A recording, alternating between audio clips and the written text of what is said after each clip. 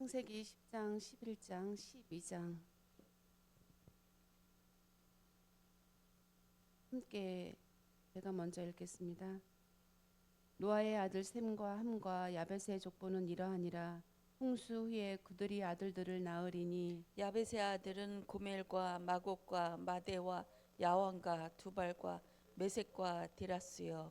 고멜의 아들은 아스그나스와 리박과 도갈마요.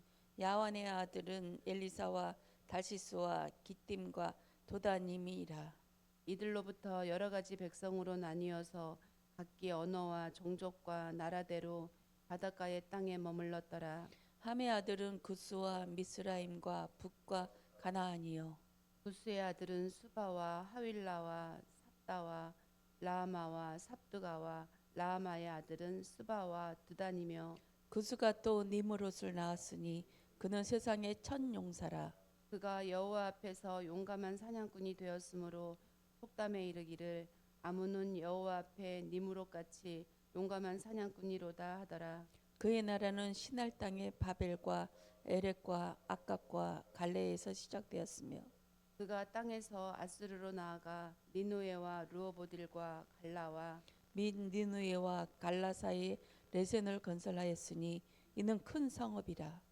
미스라임은 루딤과 아나밈과 루아빔과 납두힘과 바드르히심과 가슬루힘과 갑도림을 낳았더라. 가슬리힘에게서 블레셋이 나왔더라. 가나안은 장차 시돈과 헷을 낳고 또 여부스 족속과 아모리 족속과 기르가스 족속과 히위 족속과 알가 족속과 신 족속과 아르와 족속과 수말 족속과 하마 족속을 낳았더니 이후로 가나안 족속이 흩어져 나아갔더라. 가나안의 경계는 시돈에서부터 그라를 지나 가사까지와 소돔과 고모라와 아드마와 수보임을 지나 라사까지였더라. 이들은 하메의 자손이라 각기 족속과 언어와 지방과 나라대로였더라. 셈은 에벨 온 조상의 온 자손의 조상이요 야벳의 형이라. 그에게도 자녀가 출생하였으니 셈의 아들은 엘렘과 아스르와 아르박삭과 룩과 아람이요. 아람의 아들은 우스와 훌과 게델과 마스며 아르박삭은 살라를 낳았고 살라는 에벨을 낳았으며 에벨은 두 아들을 낳고 하나의 이름을 벨렉이라 하였으니 그때의 세상에 나뉘었으며 벨렉의 아우의 이름은 욕단이며 욕단은 알모단과 셀렙과 히말바렉과 예라와 하도람과 우살과 디글라와 오발과 아비마일과 수바와 오빌과 하윌라와 요밥을 낳았으니 이들은 다 욕단의 아들이며 그들이 거주하는 곳은 메사에서부터 수발로 가는 길의 동쪽 산이었더라. 이들은 셈의 자손이니 그 족속과 언어와 지방과 나라대로였더라. 이들은 그 백성들의 족보에 따르면 노아 자손의 족속들이요 홍수 후에 이들에게서 그 땅의 백성들이 나뉘었더라. 온 땅의 언어가 하나요 말이 하나였더라. 이에 그들이 동방으로 옮기다가 신할 평지를 만나 거기 거류하며 서로 말하되 자 벽돌을 만들어 견고히 굽자 하고 이에 벽돌로 돌을 대신하여 역청으로 진흙을 대신하여 또 말라되 자 성읍과 탑을 건설하여 그 탑 꼭대기를 하늘에 닿게 하여 우리 이름을 내고 온 지면에 흩어짐을 면하게 하자 하였더니 여호와께서 사람들이 건설하는 그 성읍과 탑을 보려고 내려오셨더라. 여호와께서 이르시되 이 무리가 한 족속이요 언어도 하나이므로 이같이 시작하였으니 이후로는 하고자 하는 일을 막을 수 없으리로다. 자 우리가 내려가서 거기서 그들의 언어를 혼잡하게 하여 그들이 서로 알아듣지 못하게 하자 하시고 여호와께서 거기서 그들을 온 지면에 흩으셨으므로 그들이 그 도시를 건설하기를 그쳤더라.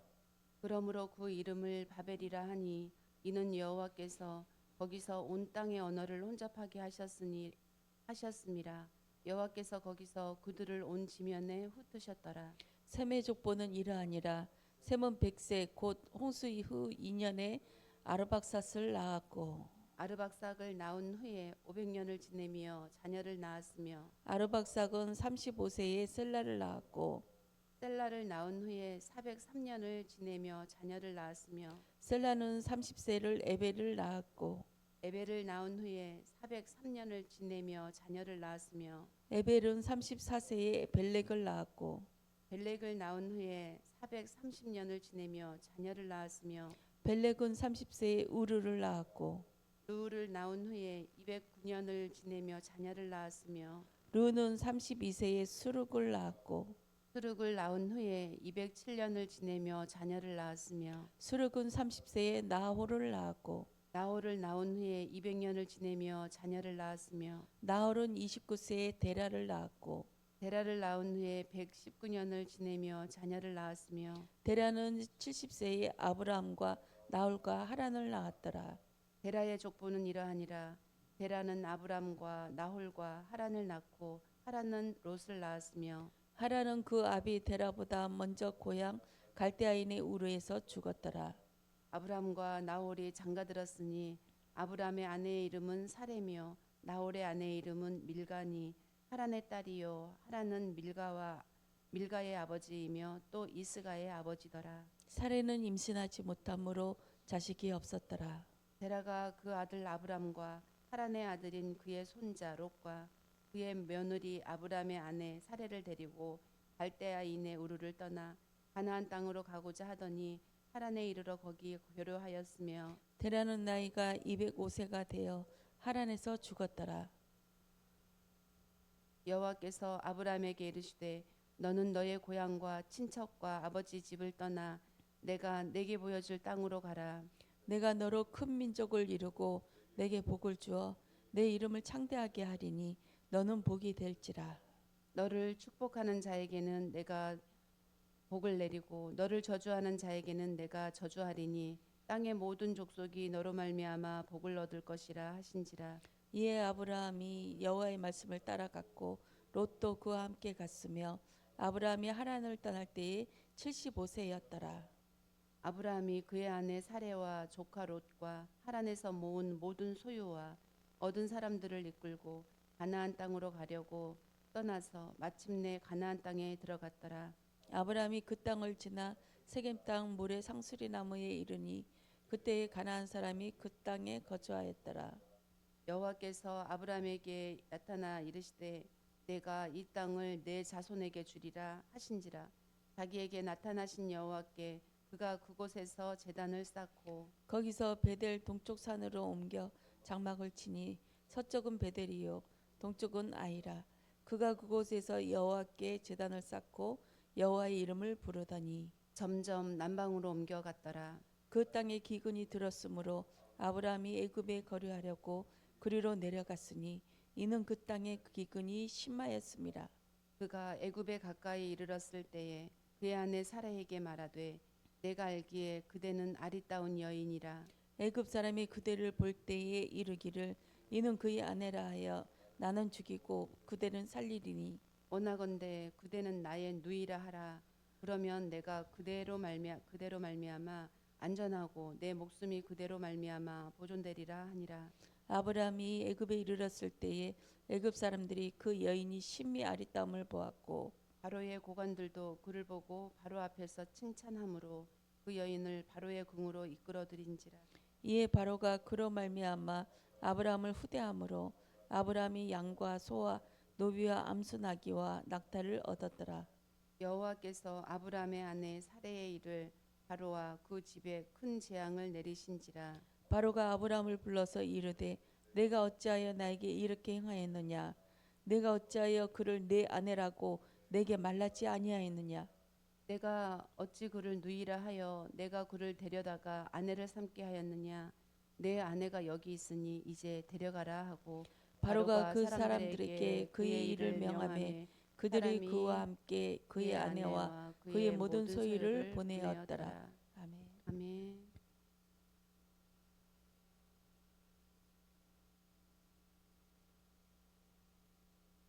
우리 잠깐만 말씀 나누도록 하겠습니다.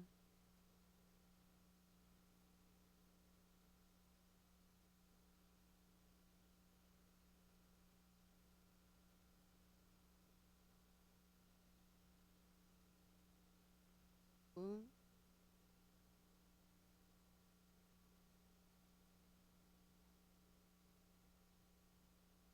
28장 한 절만 읽도록 하겠습니다. 마태복음 15장 28절. 이에 예수께서 대답하여 이르시되 여자여 내 믿음이 크도다 내 소원대로 되리라 하시니 그때로부터 그의 딸이 나으니라. 아멘.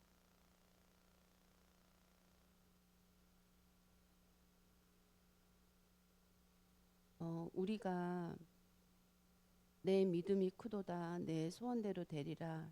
사실은 우리는 이 말씀 따라가는 것 같아요. 우리가 육신을 벗을 수 없고 우리가 이 세상을 우리 마음대로 살아갈 수 있지 않은 상황에서 하나님께서 그렇게 우리를 죄악 가운데 내버려 두지 않으실 거기 때문에 우리 마음대로 안 되어지지만 그러나 우리가 늘 바라는 것은 멈추지 않는 것 같습니다. 그것이 예수 믿고 지금까지 달려온 우리들에게 받고 싶은 상은 내 믿음이 크도다 라는 그 믿음의 상을 받고자 하는 것 같아요. 그리고 우리 소원대로 되기를 바라죠. 이거는 예전에는 육신의 고통을 뛰어넘을 그런 기도였지만 이제는 그 기도가 아니라 언제 어디서나 하나님의 뜻이 이루어지기를 소원하는 그런 거라고 생각이 들거든요. 뭐 그렇게 살고 있든 뭐 못 살고 있든 어쨌든 간에 우리 마음속에 그런 소망을 하나님께서 심어 주시지 않았나 그런 생각이 듭니다. 사람의 안과 밖에서는 무슨 일이 일어나고 있을까? 또 무슨 일이 일어나야 될까? 목사님께서 계속 하나님의 말씀을 가지고 강단에서 선포하고 계시는데요. 참 유대인들은 불쌍한 것 같아요. 우리에게 가르침을 주기 위해서 이들은 그 당시 그 시대에 그런 믿음을 가지고 살지 않았나 싶은 생각도 드는데 그 유대인들은 정말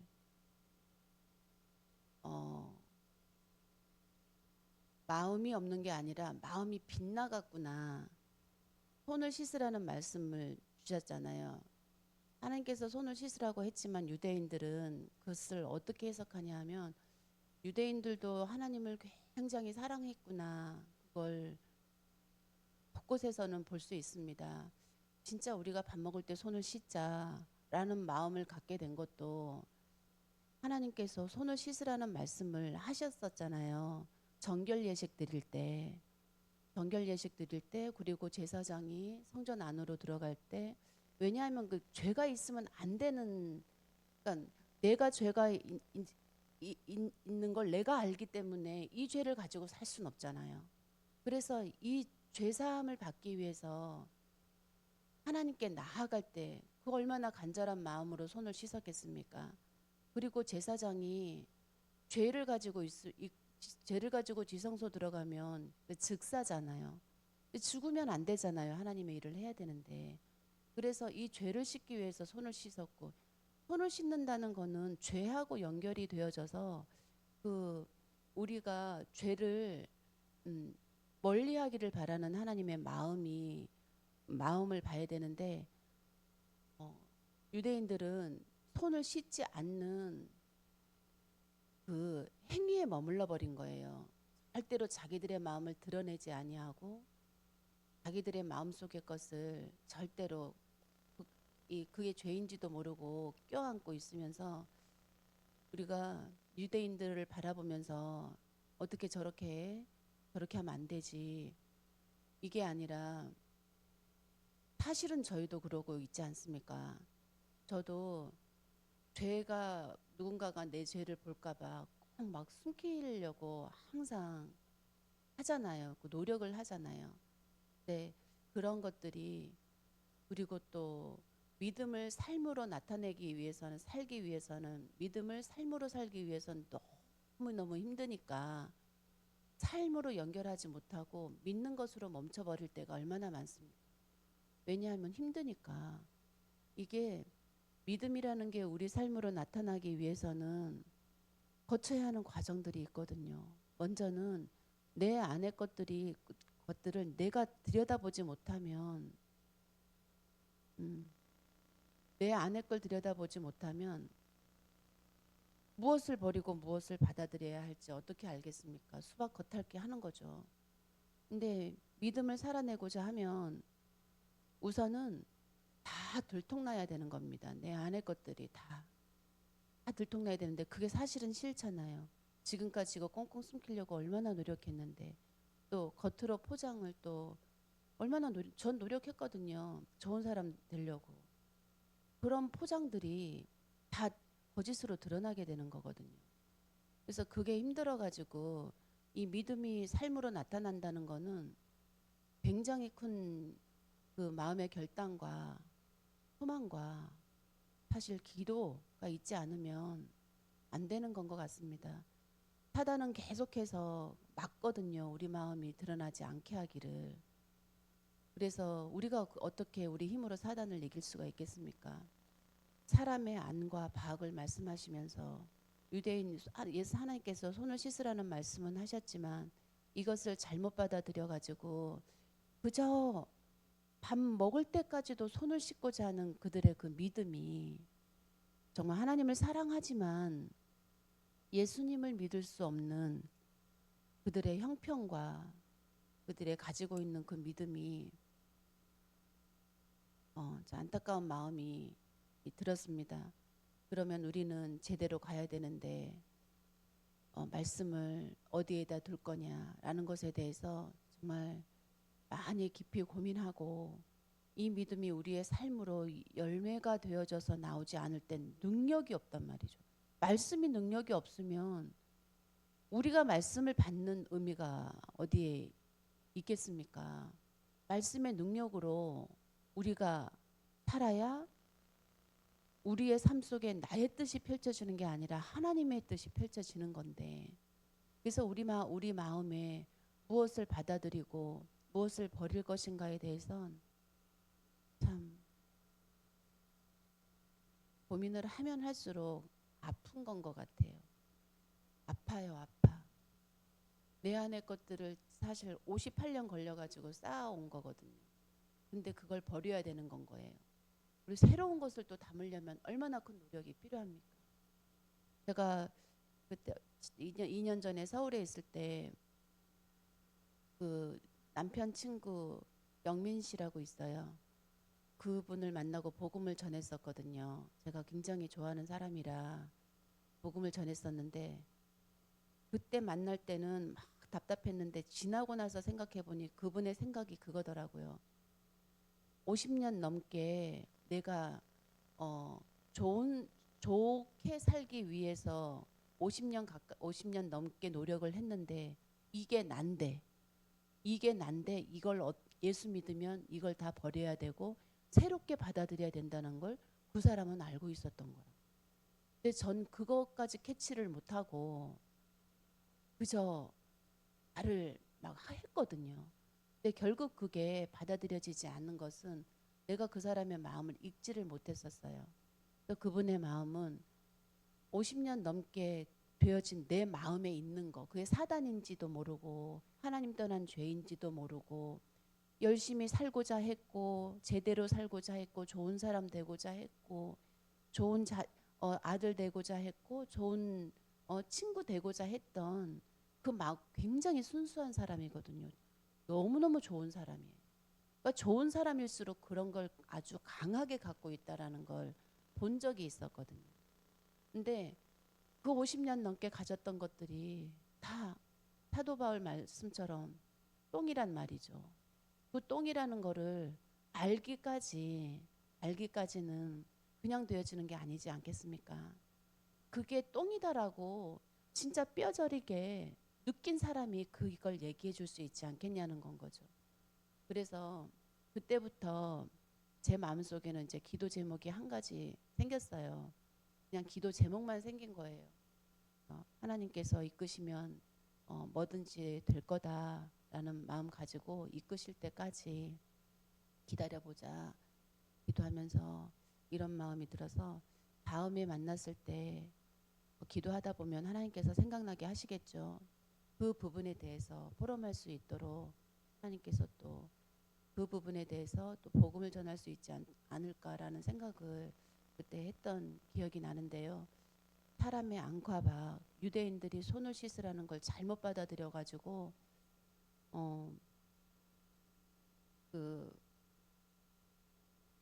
늘 그 바깥에서 보여지는 행동법이라고 말씀하셨죠.